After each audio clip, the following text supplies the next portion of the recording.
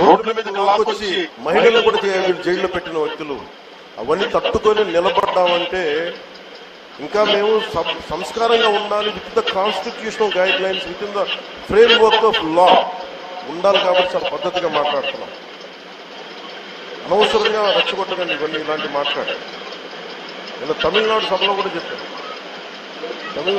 ఏంటంటే సాధు మిరండాలు తాడుకోలేదంటే సజ్జనుడి కోపం వస్తే అడవి కూడా ఆపలేదు నేను. అలాగే మాది మంచి ప్రభుత్వం, నారా చంద్రబాబు గారి నాయకత్వంలో ఉన్న కూటమి ప్రభుత్వం మంచి ప్రభుత్వం, మెత్తక ప్రభుత్వం కాదు. ఇది సమర్థవంతమైన ప్రభుత్వం, అభివృద్ధి చేసే ప్రభుత్వం, కానీ మెత్తక ప్రభుత్వం కాదు. ఇది పిచ్చి వేషాలు వేస్తే తొక్కి నారా తీస్తాం, గుర్తుపెట్టుకోండి. ఇది సంస్కారం కాకపోతే, ఇది సభ కరెక్ట్ కాకపోయినా చెప్తున్నాను.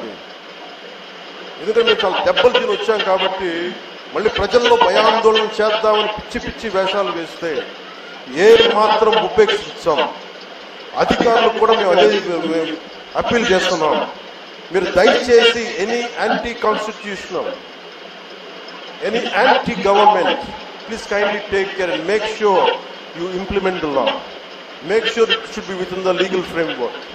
Thank you. Jai Hind, Jai Bharat.